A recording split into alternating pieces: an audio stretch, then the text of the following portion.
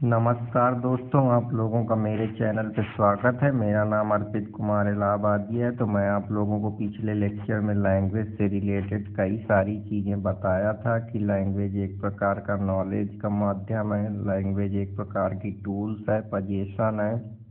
मैंने कई सारी थ्योरियों पे जिक्र करा था, चाहे वो नेटिव थ्योरी की बात हो जो कि चॉस्की के द्वारा दी गई थी। फिर मैंने आप लोगों को बिहेवियरल थ्योरी के बारे में बताया था जो बीएफ स्कैनर के द्वारा दी गई थी। सोशल लर्निंग के द्वारा बताया गया था कि लैंग्वेज किन किन चीज़ों से एक्वायर करी जाती है। कई सारी चीज़ों पर मैंने जिक्र करा था। तो जो लोग मेरा पिछला लेक्चर नहीं देखे वो जाकर कृपया उस लेक्चर को देखें। तो अब मैं चलता हूँ आप लोगों को। आज मैं आप लोगों को लैंग्वेज के कुछ फंक्शन है जो कि जैकोब्सन के द्वारा दिए गए हैं उनके बारे में बात करता हूँ। तो जैकोब्सन के जो कि लैंग्वेज किस प्रकार से काम करती है, लैंग्वेज के कौन कौन से इम्पोर्टेंट अंग हैं, तो उन पे एक बार हम लोग चर्चा करने का प्रयास करते हैं।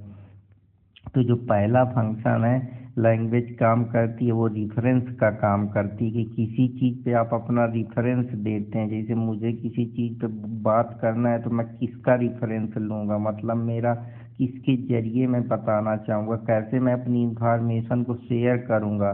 तो जब हम कोई भी इंफॉर्मेशन को शेयर करते हैं या कन्वे करते हैं कि किसके माध्यम से हम कौन सा रिफरेंस लेंगे। रिफरेंस का मतलब होता है कोई हम किसी चीज़ पे अपना पुराना विचार बनाते हैं जिससे हम रेफरेंस लेते हैं। रेफरेंस का मतलब हमारी पुरानी आइडिया या जिसके माध्यम से हम अपनी चीज़ को कन्वे करना चाहते हैं। तो भाई अब अगर इंसान है तो वो बोलेगा तो कैसे बोलेगा, कुछ भी बोलेगा। मान लो कि अगर इस परसेंट की मेरी सेल 3% रही है तो मैं पिछला वाला 3% को कंपेयर कर रहा हूँ, उसको लेकर मैं अपने आगे के विचार रख रहा हूँ या मैं रेफरेंस के तौर पे यूज कर रहा हूँ। जैसे मुझे कोई चीज़ पढ़ना है तो मैं लैंग्वेज मुझको आती है तब मैं उसको पढ़ पा रहा हूँ। तो मैं क्या कर रहा हूँ, रेफरेंस ले रहा हूँ। रेफरेंस किसी प्रकार का भी हो सकता है, सामाजिक रेफरेंस हो सकता है, इंडिविजुअल रेफरेंस आपका हो सकता है, आपने लोगों से कुछ सीखा है वो रेफरेंस हो सकता है। तो ये रेफरेंस क्या है, रेफरेंस का मतलब होता है किसी चीज़ को हम रिफ़र कर रहे हैं जो हमारे पास ऑलरेडी स्टोर है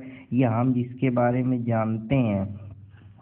अब जैसे मान लीजिए मुझको सोशियोलॉजी पता है तो मैं उसका रेफरेंस लेके आपको बता रहा हूँ, या मैंने कुछ पिछले थ्योरी कोई पढ़ रखी है या कोई नॉलेज एक्वायर कर रखा है उसके माध्यम से मैं आपको रिफ़र करके बता रहा हूँ। जैसे मैथमेटिक्स में मुझको पता है कि a+b का होल स्क्वायर ये होता है तो मैं उसका रेफरेंस लेकर उसकी लैंग्वेज आपको समझाने का प्रयास कर रहा हूँ। तो आशा करता हूँ कि आप लोगों को ये भी पसंद आया होगा। अब दूसरा इमोटिव रोल प्ले करता है कि हम अपनी बात को कैसे एक्सप्रेस करते हैं। भाई अब किस माध्यम से आप अपनी बात को एक्सप्रेस करते हैं, वो माध्यम तो आपका लैंग्वेज का ही है। भाषा के माध्यम से ही तो आप अपनी बात, अपने इमोशन को जाहिर करते हैं कि आप दुखी हैं, कि आप परेशान हैं, कि नाराज़ हैं, कि आपकी फीलिंग क्या है या ये आपका मूड कैसा है, मूड सही है, खराब है, दुखी तो नहीं है। आप जो भी बात कन्वे करना चाहते हैं, बताना चाहते हैं, अपने अंदर की भावनाएं व्यक्त करना चाहते हैं, चाहे वो डायरेक्ट इंफॉर्मेशन जो आपकी सेंडर की रिसीवर तक जाती है वो कैसे जाती है, वो इमोशन के जरिए ही जाती है। कि अगर आपने कोई नई कार ली या आपने कोई नई गर्लफ्रेंड बनाई या आपने कोई नया गाना सुना तो आप एक्साइट हो जाते हैं। तो वो लैंग्वेज जब आप उसको समझते हैं तभी तो आप उसको इंजॉय कर पाते हैं। अब किसी को उस गाने का मतलब है ना पता हो, अब मान लो आप हैं, अब आपको अमेरिका का गाना सुना दिया जाए, अब आपको थोड़े अच्छा लगेगा क्योंकि आप उस माहौल में रहे नहीं, आप उसका लैंग्वेज नहीं समझते, उसको जानते नहीं। तो इसी प्रकार से ये काम करता है। अब आप जैसे कोई शायरी है, अब आपको उसके बारे में नहीं पता है कि कर लूँगा जमा जरो दौलत, उसके बाद क्या ले लूँगा शानदार सा घर, उसके बाद क्या खाक खाक से उठी थी खाक में ही मिल जाएगी, उसके बाद किसको खबर उसके बाद क्या। तो जब आप इस तरीके की चीज़ें जानेंगे तभी तो आप उस चीज़ के बारे में बात कर पाएंगे, समझ पाएंगे। अपने स्टेट ऑफ माइंड को जब जानते होंगे तो एक ये भी काम करती है कि पहला रेफरेंस का काम, दूसरा इमोटिव का काम करती है, तीसरा कॉग्निटिव चीज़ होती है। कॉग्निटिव का मतलब होता है कि एक प्रकार से फोकस करती है कि रिसीवर जो मैसेज को रिसीव कर रहा है उसको उसके बारे में पता हो। तो ये एक फंक्शन का काम करती है जहाँ आप किसी चीज़ पे अटेंशन देते हैं। वह अटेंशन कैसे देते हैं? कर जब आप उस चीज़ को जानते हैं, उसको भाषा को समझते हैं, तभी तो अटेंशन देते हैं। अब जैसे can you show John where to find a clip, की ये पे क्लिप कहाँ मिलेगी, क्या मुझको जॉन बता सकता है? तो जैसे ही जॉन आपको बताना चाहेगा वैसे आप क्या होगे, अटेंटेटिव हो जाएंगे कि मुझको खाना खाना है, कहाँ मिलेगा, मुझको पानी पीना है, कहाँ मिलेगा, मुझको डांस करना है, ये बार कहाँ मिलेगा, मुझको पढ़ाई करना है, ये कहाँ मिलेगा। तो अब आप क्या हो रहे हैं, थोड़ा फोकस हो रहे हैं कि मुझे इस शादी में जाना है, कहाँ से जाऊँ, कौन से इस बस से मुझको ट्रैवल करना है, कैसे ट्रैवल करूँ। तो क्या है, जो एड्रेसी का रिएक्शन क्या आ रहा है जो उस अटेंशन को लेकर। तो ये एक प्रकार के जो रिसीव कर रहा है मैसेज, उससे आप कितना अटेंटिव हो रहे हैं, कितना उस पर दिमाग लगा रहे हैं, कितना आप फोकस बना रहे हैं, तो वो इस पे भी काम करती है। लेकिन ये फोकस तभी बन पा रहा है जब आप उस लैंग्वेज को समझ पा रहे हैं। अब आप हिंदी जानते हैं, आपको जापानी बता दी जाए तो आपका फोकस थोड़े बनेगा। तो एक ये भी इम्पोर्टेंट रोल प्ले करता है। फिर एक फाइटेटिक फंक्शन परफॉर्म करती कि सोशल कनेक्शन बनाती कि आप अपने समाज में किस प्रकार से कनेक्ट होते हैं लोगों से, अपने दोस्तों से, यार से, पब्लिक से, और भी तमाम सोशल ग्रुप हैं उनसे किस प्रकार से अपनी मीनिंगफुल ढूंढते। जैसे गांव में अब औरतें हिंदी में बात करती हैं कि फलानिया आज क्या खाना बनाए, तो वो उस लैंग्वेज को समझती हैं। हम इस बारात में गए, ये करे, ठाका मार के हंस रही हैं कि तुम कैसी हो फलानिया, सब ठीक है, और मेरे गुड्डी गुड़िया सब बढ़िया है, और मेरे मोड़ी मोड़ा सब अच्छा चल रहा है। तो ये क्या है, आप उस चीज़ को समझ रहे हैं। वो सोशल कनेक्शन आप इस वजह से बना पा रहे हैं क्योंकि आप उस लैंग्वेज को एक मीनिंगफुल इंफॉर्मेशन के तौर पे समझ पा रहे हैं, कनेक्शन बैठा पा रहे हैं। जो सेंडर कह रहा है वो रिसीवर उसको पहचान रहा है, उस भाषा को समझ रहा है, तभी तो उसके बारे में कह रहा है कि कह रहा है हाउ आर यू, तो तुम कह रहे हो I am fine see you later. क्योंकि आप उस चीज़ को समझ रहे हो। तो आप जहाँ मीनिंगफुल इंफॉर्मेशन को बना रहे हो या कम्युनिकेट कर रहे हो या कोई कम्युनिकेशन बना रहे हो, तो वो फैटिक के अंदर आता है। पांचवा जो इंफॉर्मेशन है कि कोई भी लैंग्वेज ब्यूटी का काम करती है, एस्थेटिक फंक्शन, भावनाएं आपकी बताती। जैसे कि आपने कोई मैसेज पढ़ा, अब मैसेज से आप उस चीज़ को जान पा रहे हैं, उस कम्युनिकेशन को समझ पा रहे हैं, तभी तो वो आपके अंदर एक प्रकार का भावना डाल रही है, एक प्रकार का एस्थेटिक फंक्शन परफॉर्म कर रही है कि कोई शायरी बना, कोई स्पीच पढ़ा या कोई लैंग्वेज जो आपको समझ में आ रही, तो आप भाव विह्वल हो रहे हैं, आप इमोशन आ रहे हैं, आप आपके अंदर वो इमोशनल इंटेलिजेंस है, तभी तो आप उस लैंग्वेज को समझ पा रहे हैं। तो ऐसा जैकबसन का मानना है। तो आशा करता हूँ कि आप लोगों को ये भी समझ में आया होगा। लास्ट फंक्शन जो है वो मेटा लिंगुअल का परफॉर्म करती है। मेटा का बेसिकली मतलब है कि आप उस चीज़ को जानते हैं, आप अपने अंदर से सेल्फ अवेयरनेस आपके अंदर है कि आपको कोई बता रहा है तो आप उसकी लैंग्वेज की भावनाओं को समझते हैं, उसको उसके फीचर को जानते हैं। वो जो बता रहा है उसको आप अपने माइंड के जरिए डिलीवरी डिस्क्राइब कर पा रहे हैं, समझ पा रहे हैं। उससे मतलब आप उस जो भी आपको बताया जा रहा है उसको आप ट्रांसलेट कर रहे हैं, उसको समझ पा रहे हैं, कोई स्पेशल मीनिंग दे पा रहे हैं, तभी तो। अब मेरे से कोई कहीं देगा कि मैं उसको मीनिंग दे पा रहा हूँ कि यार जैसे मैं कहीं गया, कोई बात कर रहा है तो मैं जान जाऊँगा ये बात कर रहा है, ये कोई शायरी सुना रहा है तो उसका अगर मैं मतलब समझ पाऊँगा तभी तो मेरे लिए उसका उस लैंग्वेज का महत्व है। या कोई गाना सुना रहा है उसकी मैं लाइन को समझ पा रहा हूँ, लिरिक्स को समझ पा रहा हूँ, तभी वो मेरे काम की। अब कोई मुझे उड़िया में बताने लगे, मलयालम में, जिसके बारे में मुझे ज्ञान ही नहीं है, तो मैं उसके बारे में सेल्फ अवेयर नहीं हूँ। तो जब मैं सेल्फ अवेयर नहीं तो मुझे कैसे पता चलेगा। मान लीजिए मैं लैंग्वेज पढ़ा हूँ या मेरे दिमाग में वो चीज़ें सेल्फ अवेयरनेस के तरीके से पढ़ी है, जो टॉप बॉटम थ्योरी में परसेप्शन में आप लोगों को बताया था ग्रेगरी की, कि कोई भी थॉट्स होता है वो हमारे सबसे पहले दिमाग में बिल्कुल टॉप में आता है, जो भी हमारे मेमोरी में होता है, या हम सेल्फ अवेयर होते हैं, या हमारा इमोशनल इंटेलिजेंस होता है, वो हमारे माइंड में, या जो भी परसेप्शन बनता है वो सबसे पहले हमारे टॉप मेमोरी पे आता है, फंक्शन करता है। तो वही सारी चीज़ें कि वो चीज़ हमको पता है वो हमारे टॉप ऑफ द माइंड में आती है, हम उसको एक स्पेशल मीनिंग दे पा रहे हैं। तो ये एक मेटालिंगुअल के तरीके से भी लैंग्वेज काम करती है। तो आशा करता हूँ कि आप लोगों को ये भी समझ में आया होगा।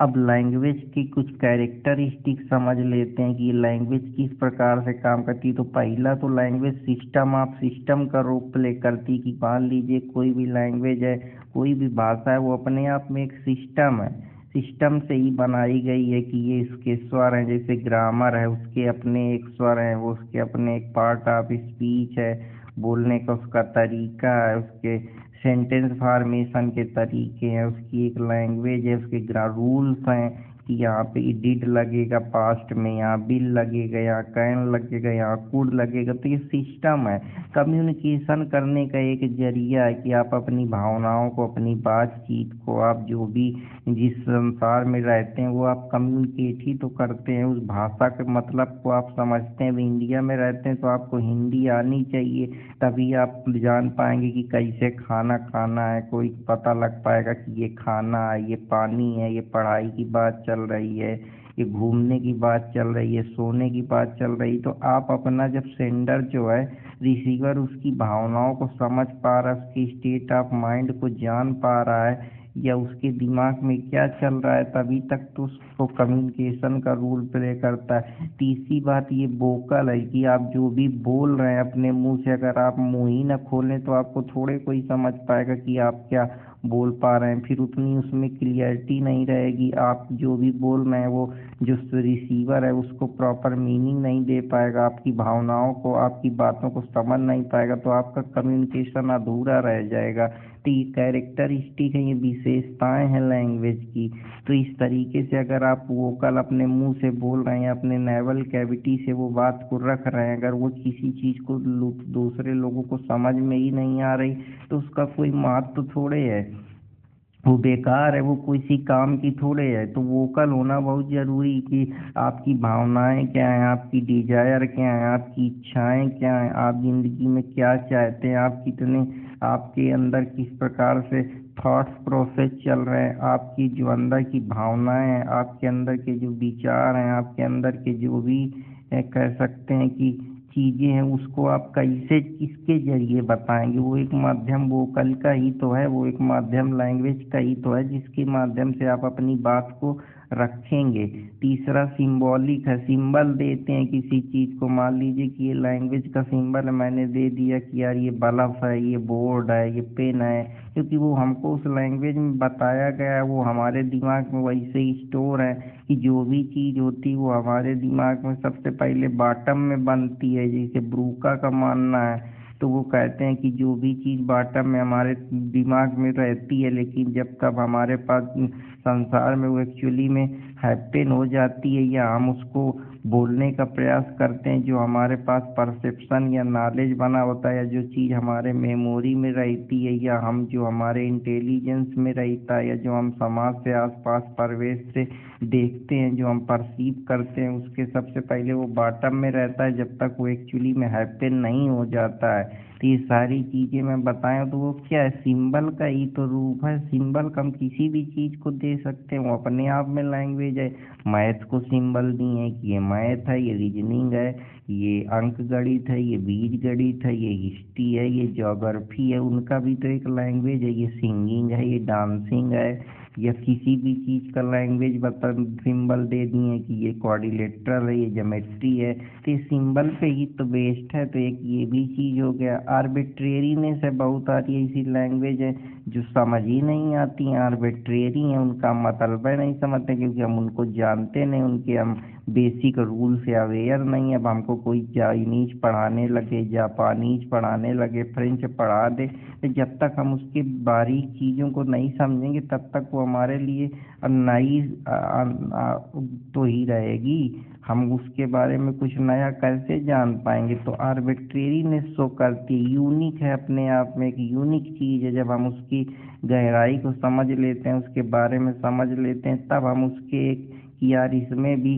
कितना सिस्टम से हर चीज़ दी है। जब हम ग्रामर समझ लेते हैं तो ग्रामर अपने आप में एक यूनिक है, तब हम उसके बारे में ये जानने का प्रयास करते हैं कि हाँ ये एक यूनिक चीज़ है, उसके बारे में हमको मालूम चल जाता है। तो ये भी एक चीज़ है जिसके बारे में मैं बात करना चाह रहा था कि यूनिकनेस बताता, ये एक स्किल है जो हम एक्वायर करते हैं, हम छोटे होते हैं, सीखते हैं, पढ़ते हैं, जानते हैं, उसके बारे में हमको शिक्षा दी जाती है, लोगों से सीखते हैं, समाज से सीखते हैं, स्कूल से सीखते हैं, पीयर ग्रुप से सीखते हैं, अपने माता पिता से सीखते हैं, उस स्किल को एक्वायर करते हैं, वही हमारा आगे चल के मीडियम ऑफ कम्युनिकेशन बनता है। लैंग्वेज डायनामिक होती है, एक जैसी नहीं होती है। वोकल लैंग्वेज होती है, हर चीज़ की लैंग्वेज होती है। मीडिया की अपनी लैंग्वेज है, साउंड की अपनी लैंग्वेज है, म्यूजिक की अपनी लैंग्वेज है, डांस की अपनी लैंग्वेज है, कम्युनिकेशन की अपनी लैंग्वेज है, एक्सप्रेशन की अलग लैंग्वेज है, लिसनिंग की अलग लैंग्वेज है, राइटिंग की अलग लैंग्वेज है। तो ये क्या है? ये डायनामिक है, एक जैसी नहीं है, बदलती रहती है समय के हिसाब से। आज हम लोग हिंदी बोल रहे हैं, धीरे धीरे हम जैसे और पढ़ते लिखेंगे हम और सारी लैंग्वेज को एक्वायर करेंगे। तो ये एक डायनेमिक कॉन्सेप्ट है। प्रोडक्टिविटी, हम कोई भी चीज़ करते हैं तो उसमें हमारी प्रोडक्टिविटी दिखती है कि हम क्या सीखे, उससे हम कितना आउटपुट ले पा रहे हैं, कितनी अपनी बात को रख पा रहे हैं। ये एक सिंगल लैंग्वेज नहीं है, ड्यूअलिटी पे बेस्ड है, डुअल मॉडल है। कि जैसे इंडिया में है तो अपने यहाँ अधिकतर सारी चीज़ें जो लैंग्वेज हैं वो हिंदी बोली जाती है काम काज की भाषा में। जब इसको आप और देखेंगे तो जब आप कोई ऑफिशियल वर्क करते हैं तो इंग्लिश को यूज करते हैं, तो ये ड्यूअल रोल प्ले करती है। डुअल में इसे क्या है कि एक तो लिखने की बात करती है, एक तो पढ़ने की बात करती है, एक तो बोलने की बात करती है।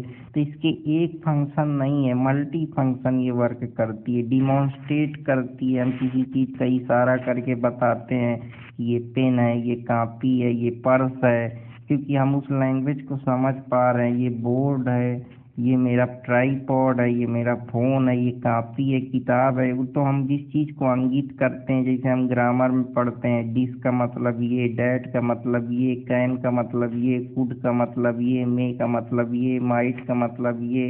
डिस्प्लेसमेंट करती है, एक प्लेस में नहीं रहती है, आगे पीछे होती रहती है, डिस्प्लेसमेंट होता है उस पर।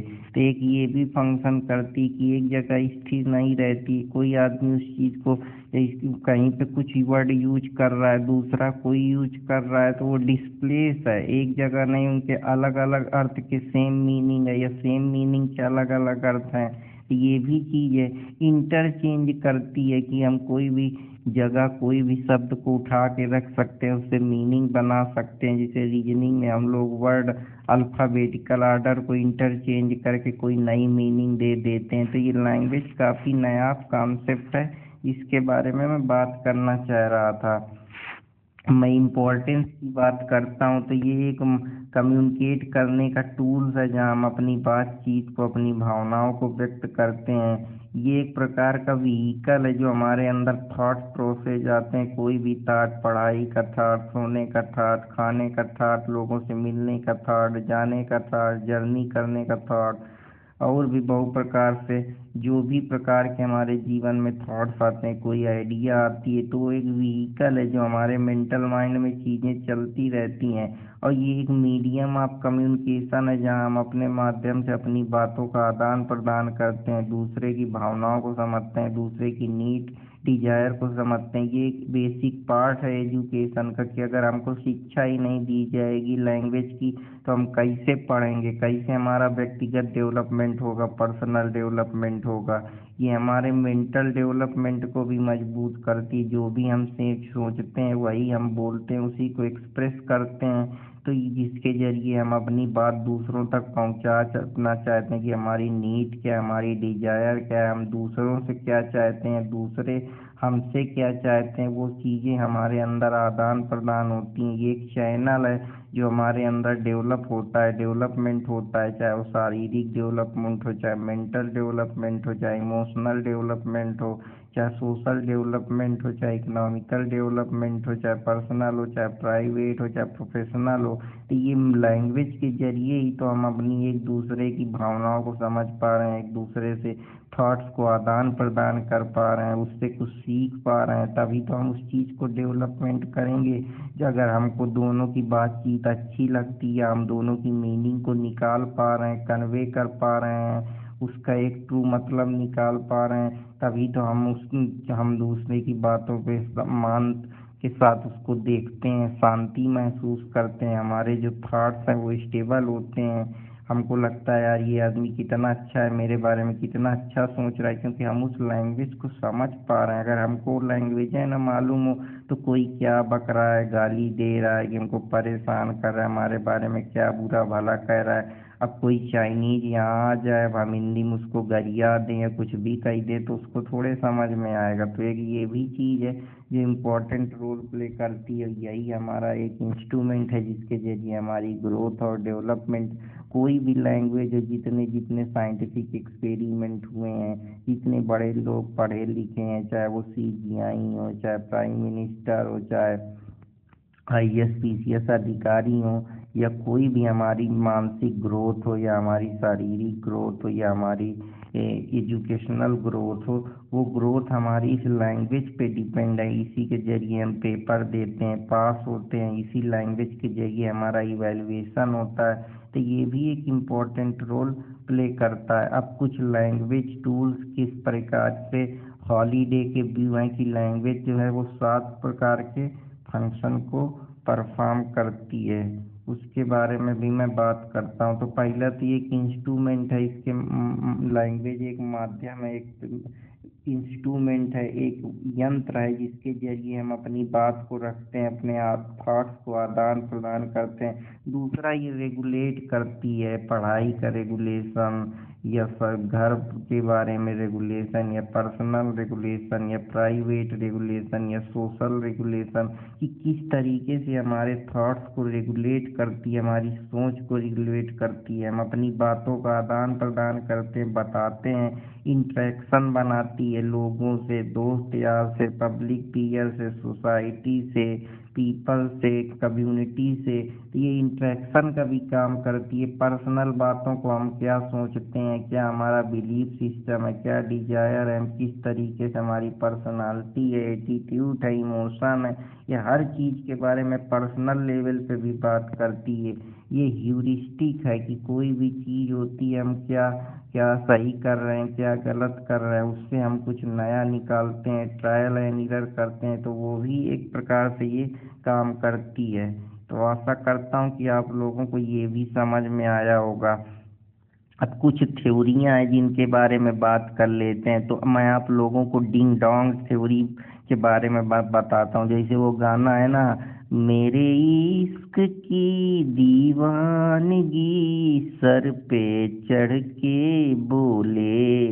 तो हम क्या होते हैं, हम किसी चीज़ के बारे में, डिंग डांग थ्योरी ये बताती कि जब ह्यूमन ने किसी ऑब्जेक्ट को नाम देना शुरू कर दिया। अब क्योंकि लैंग्वेज जब हम समझ रहे हैं तभी तो हम उसको ऑब्जेक्ट दे पा रहे हैं, क्योंकि उसको हमने या तो सोसाइटी से सीखा, या तो बिहेवियर से सीखा है, तो या तो कहीं से पढ़ के सीखा, या तो परसीव करके, या तो सेंसेस का यूज करके सीखा, या उस लैंग्वेज की जो बेसिक इंट्रिकेसी है उसके बारे में हमको जानकारी है। अब जैसे मैं किसी ऑब्जेक्ट दे दूं, क्योंकि हमको वो ऑब्जेक्ट हमारे समाज ने उसी तरीके से हमारे अंदर डाला है। जब बच्चा छोटा होता है, जैसा वो अपने माता पिता से, सोसाइटी से ऑब्जेक्ट के बारे में जानकारी लेता है, या उसकी जैसे ट्रेनिंग होती है, तो बहुत सारी चीज़ें हमारे सोशल लर्निंग पे बेस्ड हैं, या हमारे बिहेवियरल पे बेस्ड हैं, जो BF स्कैनर का व्यू है। उसी तरीके से ये डिंग डांग थ्योरी भी काम करती है। हम कोई ऑब्जेक्ट दे देते हैं कि ये घर है, ये कपड़ा है, ये बुक है, ये कम्बल है, ये पेन है, ये हमारा कूलर है, ये बोर्ड है, ये मोबाइल फ़ोन है। अब हमको सोसाइटी ने बताया है ना उसको ऑब्जेक्ट देने को कि ये फ़ोन है, ये घड़ी है, ये तुम्हारे कपड़े हैं, ये टोपी है, ये चश्मा है, तब हम उसको उसी लैंग्वेज के हिसाब से समझ पा रहे हैं। या साउंड के माध्यम से हम समझ पा रहे हैं कि अच्छा ये वायलिन का साउंड है, ये ऑक्टापैड का साउंड है, क्योंकि हम वो परसीव कर रहे हैं, वो हमारे दिमाग में उसी तरीके से जा रहा है। ये डीजे का गाना बाज रहा है कि गोरिया चांद के अजोरिया नियन गोर बाड़ू हो, तो इस प्रकार से हमने वो इमेज को वो मीनिंग के साथ जोड़ दिया है। या हमको बताया गया है कि ये स्वामी विवेकानंद की इमेज है, ये भगवान राम की इमेज है, ये भगवान कृष्ण की इमेज है। अब यहाँ कोई चाइनीज आ जाएगा, वो थोड़े जानेगा कि ये राम है कि श्याम है कि ये कौन है कि ये क्या है। तो जैसे हम जिस परिवेश में रहते हैं, जिस सोसाइटी में लर्निंग हमारी जैसे होती है वैसे ही हमारी चीज़ होती है। अभी जैसे इलान मस्क ने अभी सैटेलाइट लॉन्च करा, तो हमारे दिमाग में थॉट्स बना दिया गई कि जैसे एक्सप्लोनेशन होगा तो हम उसको एक शब्द दे दिए कि वो बूम करेगी। या कहूँ बहुत जोर से बादल गरजे तो उसका ये मतलब बता दिया कि ये थंडर करेगा, इससे हमारे अंदर फ्राइटनेस या ये सारी चीज़ें पैदा होगी। तो डिंग डांग थ्योरी कम्युनिकेशन की इस प्रकार से काम करती है। दूसरी थ्योरी टाटा थ्योरी है। ये थ्योरी जो है, ये हम जो भी स्पीच बोलते हैं वो हम अपने मुंह का यूज करके, अपनी टांग या अपने जीभ का यूज करके ही हम किसी चीज़ को गेस्चर देते हैं या मिमिक करने का प्रयास करते हैं। जैसे हम टाटा बोलते हैं तो हम अपने जीभ का यूज करके टाटा, उसी तरीके से वो वेव करती है तो उसका मतलब होता है गुड बाय कहना। इस प्रकार से हम किसी चीज़ को गेस्चर के जरिए बोलते हैं। या हम कुछ भी नकल करते हैं, टांग का यूज करके हम ऐसे जीभ निकाल लेते हैं तो मतलब हम कुछ और सोच रहे हैं। हम ऐसे हा करते लगते हैं मुंह खोल के तो हम हंस रहे हैं। हम ऐसे ऐसे करके कि बाय कर रहे हैं तो हम किसी को चिढ़ा रहे हैं। तो वो क्या है, टाटा थ्योरी जो है वो हमारे मिमिक पे बेस्ड है। हमारे जो मुंह के माउथ और टंग के आइडिया है, उस आधार पे हम किसी चीज़ को कोई मीनिंग दे रहे हैं या नकल कर रहे हैं या कुछ गेस्चर कर रहे हैं। तो जो टाटा थ्योरी है वो इस प्रकार से काम करती है लैंग्वेज की। फिर एक योयो थ्योरी है।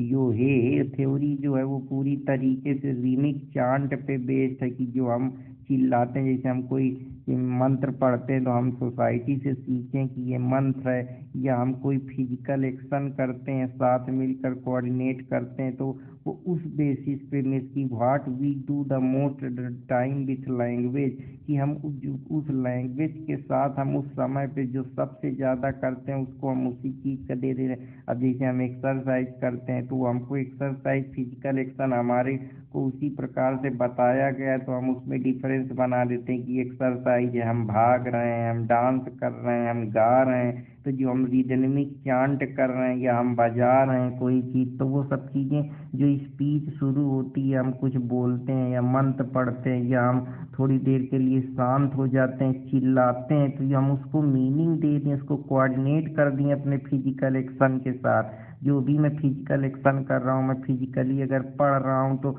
वो मेरे कहीं ना कहीं मैं जो भी पढ़ के बोल रहा हूँ या मैं कुछ लर्न कर रहा हूँ तो उस चीज़ को मैं उसी तरीके से समझ पा रहा हूँ, उसको उसी तरीके से देख पा रहा हूँ। वो मैं डिफरेंस क्रिएट कर पा रहा हूँ एक, कि मेरी जो टाइम पे मैं कर रहा हूँ या जो मेरी लैंग्वेज है उस समय उसमें क्या डिफरेंस है, क्या वो फिजिकल एक्शन किस तरीके से कोऑर्डिनेट कर रहा है। तो ये योयो थ्योरी पे बेस्ड है। तो आशा करता हूँ कि आप लोगों को ये भी समझ में आया होगा।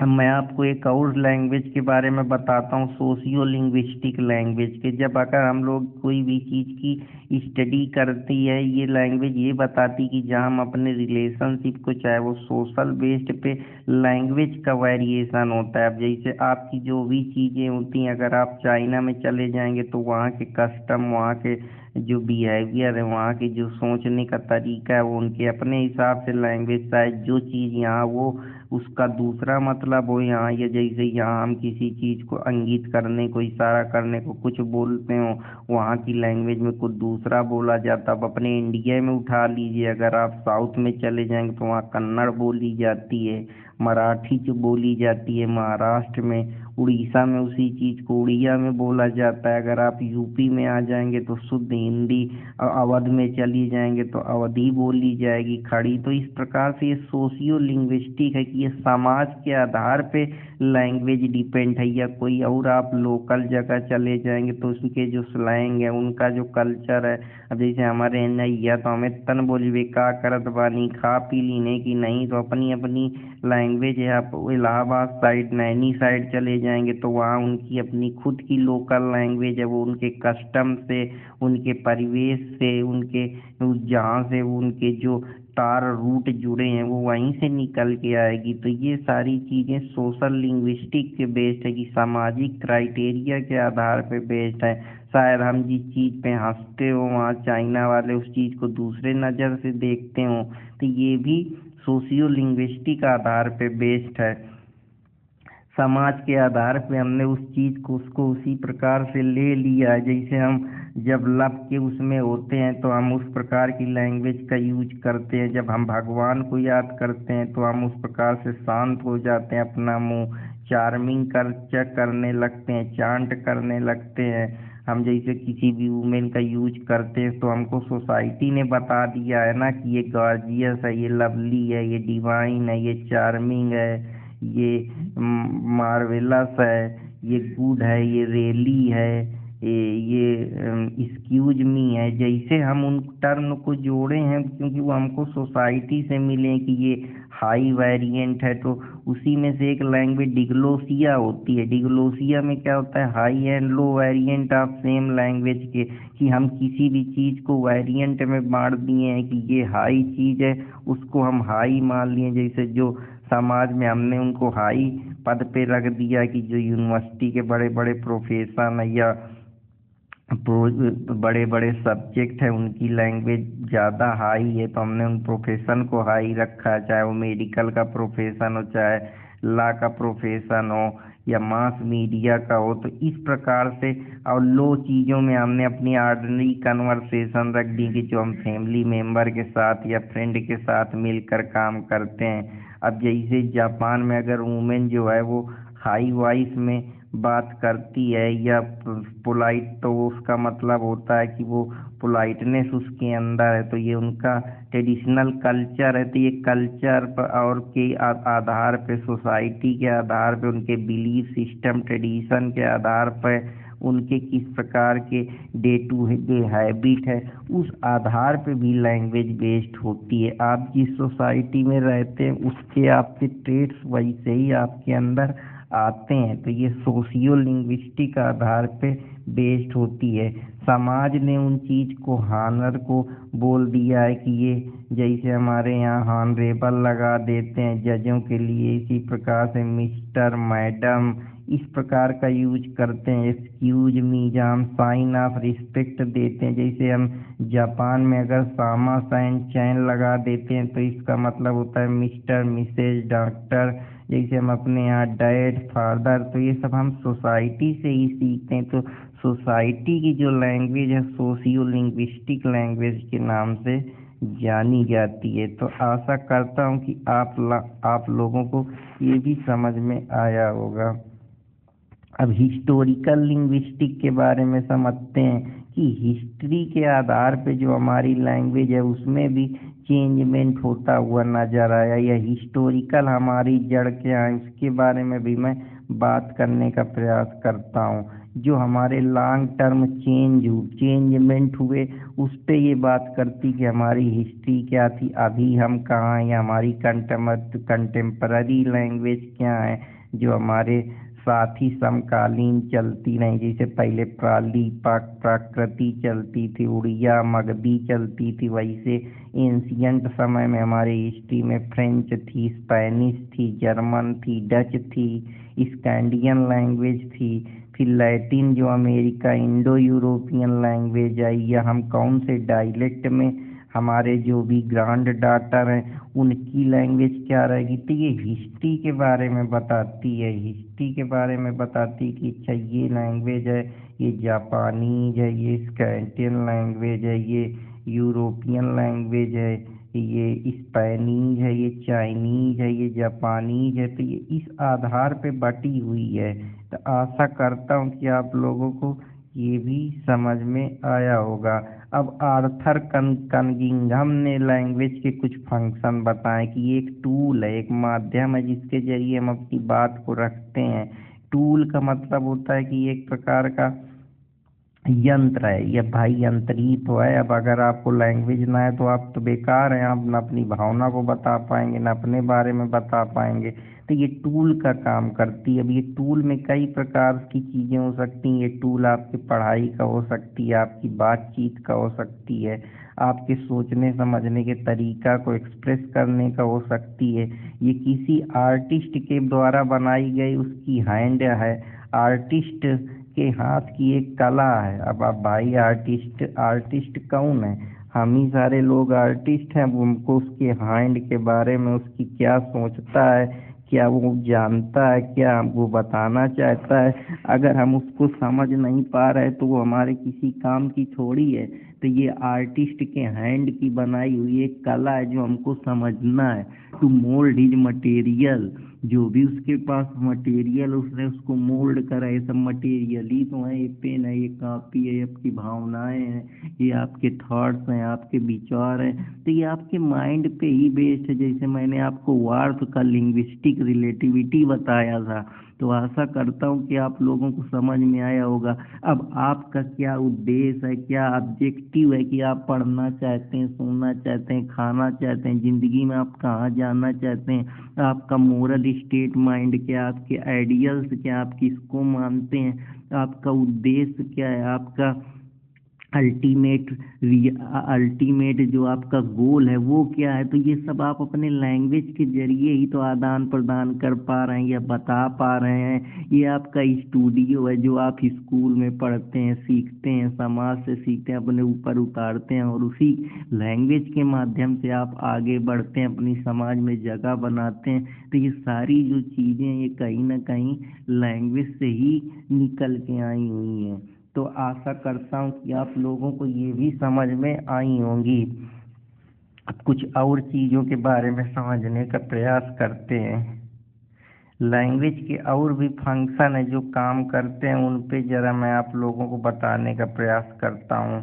तो फंक्शन जो लैंग्वेज में हम और भी बहुत सारी चीज़ें समझते हैं। तो लैंग्वेज में हम फोनीम्स के बारे में समझते हैं। फोनीम्स जो एक प्रकार का साउंड होता है, जो हम जो भी बोलते हैं उसको हम लैंग्वेज दिए हैं कि ये बीट है, ये कैन है, ये कूड है। जहाँ हम किसी चीज़ को मीनिंग दे दिए हैं, उस मीनिंग के जरिए हम उसको समझने का प्रयास करते हैं।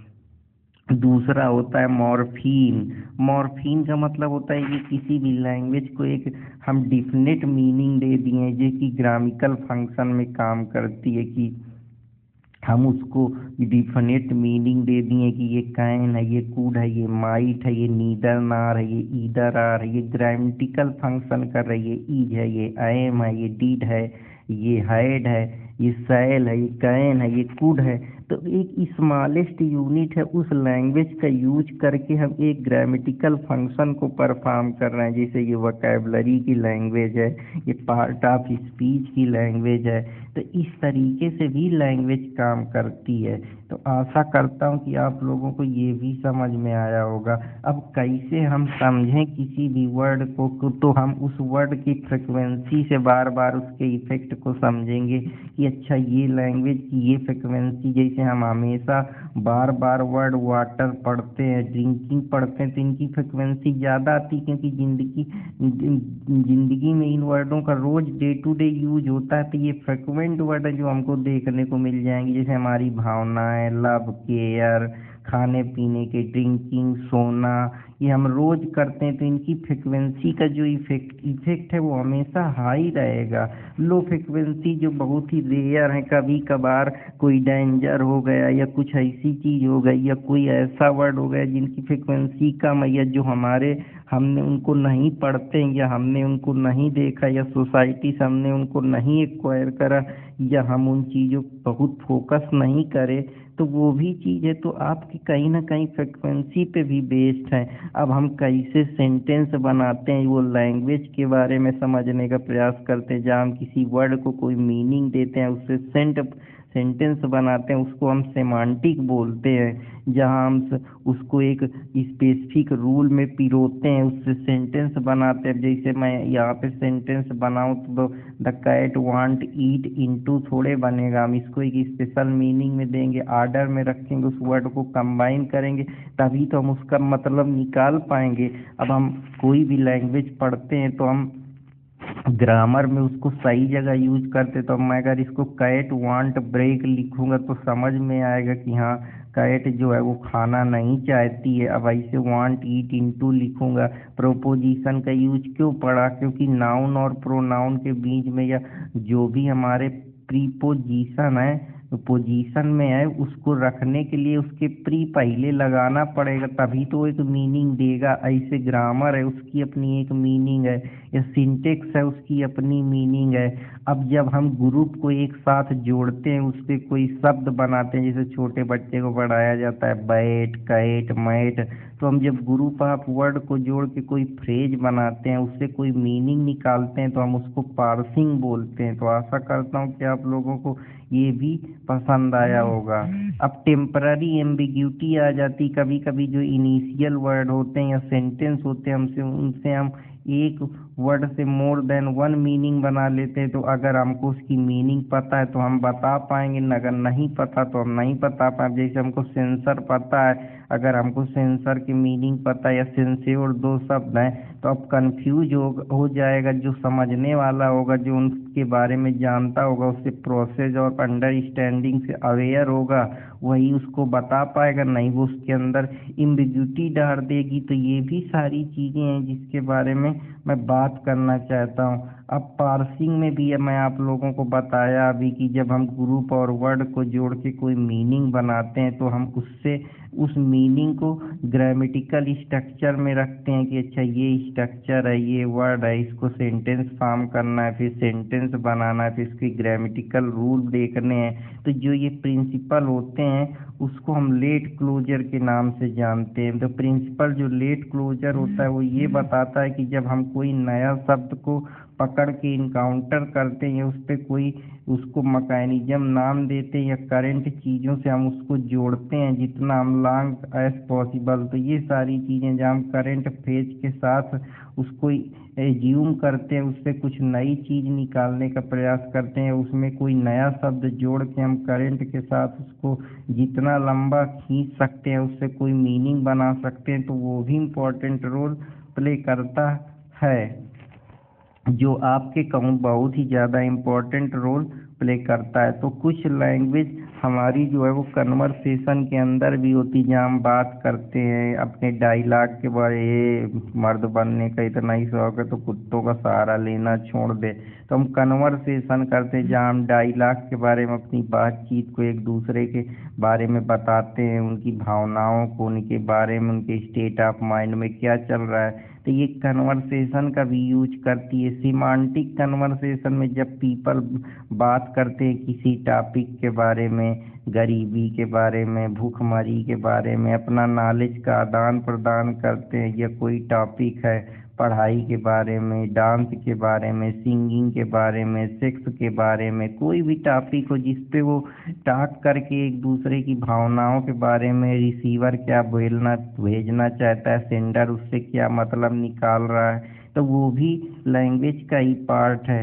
गिवन न्यू कॉन्ट्रैक्ट, अगर हम कोई भी चीज़ स्पीकर कोई सेंटेंस कंस्ट्रक्ट करके उसको कोई मीनिंग देता है या कोई इंफॉर्मेशन उससे एक्वायर करता है, या जो लिसनर को ऑलरेडी पता होती है, जैसे हर आदमी को वाटर के बारे में पता है, सिंगिंग के बारे में पता है, डांसिंग के बारे में पता है, तो वो उस इंफॉर्मेशन को तुरंत समझ जाएगा। या कोई नई इंफॉर्मेशन है, जो इंफॉर्मेशन पहली बार उसके कान में पड़ रही है, अब उससे मैं पूछ लूँ कि मार्वेलस क्या होता है, तो बहुत सारे लोग नहीं बता पाएंगे क्योंकि उनको उसका मतलब नहीं पता है। कि तो अगर यह कोई नई इंफॉर्मेशन जब तक वो बताएगा नहीं कि मेरा बर्थडे इस दिन है, नई इंफॉर्मेशन है, या कोई भी चीज़ जो गिवन इंफॉर्मेशन ही हैड अब बर्थडे तो उसको उसके बारे में पता है, क्योंकि वो ऑलरेडी जानता है कि ईद में उसका बर्थडे, लेकिन कोई नई इंफॉर्मेशन आ गई उसको उसके बारे में नहीं पता। तो ये सब हो कैसे रहा है? ये सब लैंग्वेज के ही जरिए तो हो रहा है। सिंथेटिक कोऑर्डिनेशन बना होता है, हम कोऑर्डिनेशन करके अपने आदान भाव विचार को कन्वर्सेशन के जरिए एक्सचेंज करते हैं।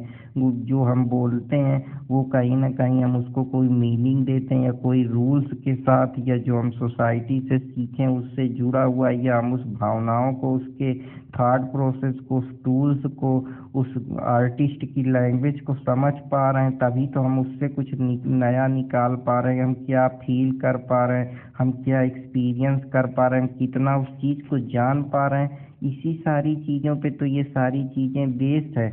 अब जैसे आप लोगों को अगर उस लैंग्वेज का मतलब समझ में आ रहा है, आप उस चीज़ को जानते हैं, आप हिंदी जानते हैं, तभी तो आप उस हिंदी को समझ पाएंगे कि बहती हुई आंखों की रवानी में मरे हैं कुछ ख्वाब मेरे हैं, जवानी में मरे हैं। अगर आपको ये पता है कि जो भी आंखों में आपके जो ये रवानी चल रही है, संसार की भावनाएं चल रही हैं, वो बहती हुई आंखों की रवानी में मरे, क्योंकि जो आपकी आंख थी वो संसार के बारे में चीज़ों को सोच के बहुत परेशान थी। इसलिए वो जब आप जवान हुए तो कुछ जो ख्वाब आपके पूरे नहीं हुए वो आपके जवानी में मर गए। तो अब आप इस लैंग्वेज को समझ पा रहे हैं, उस मीनिंग को जान पा रहे हैं। जो सेंडर भेजना चाह रहा है वो रिसीवर उस चीज़ को इंटरप्रेट कर पा रहा है, तभी तो उसका कोई मतलब है।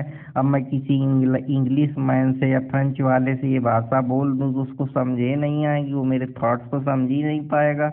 तो आप जिस सोसाइटी में रहते हैं, जिस सोशल नेटिव थ्योरी, जो मैं आपको सोशल लर्निंग बताया या बिहेवियरल पर्सपेक्टिव बताया, कि आपने इस तरीके से उस सिचुएशन पे बिहेव कर रहे हैं, या आप कितने इमोशनली इंटेलिजेंस है, जो मैं आप लोगों को कई सारी चीज़ें बताता रहता हूँ। हार्वर्ड गार्डनर का भी बताया, जहाँ हम इंटेलिजेंस को विजुअल के माध्यम से, लर्निंग के माध्यम से, स्पेशियल माध्यम से, या मेमोरी के माध्यम से हम उसको जज करते हैं। तो ये सारी चीज़ें, या इंटरपर्सनल स्किल या पर्सनल स्किल, या और भी मल्टीपल इंटेलिजेंस के जो तरीके हैं मैं आप लोगों को बताया, तो हम लोग उस लैंग्वेज को उस आधार पे समझ पा रहे हैं कि कब्रों में नहीं, हम किताबों में उतारें। कि अब हम उनका मोहब्बत से परेशान हो गए, इसलिए अब हमको पढ़ाएं, हमको किताबों में उतारें, ये सब बेकार है। हम लोग मोहब्बत की ही कहानी में मरे हैं। जो लोग मोहब्बत करें वो मोहब्बत में ही परेशान हुए। तो हम इस लैंग्वेज को समझ पा रहे हैं तभी तो आशा करता हूँ कि आप लोगों को ये लेक्चर पसंद आया होगा। अगर पसंद आया तो कृपया आप चैनल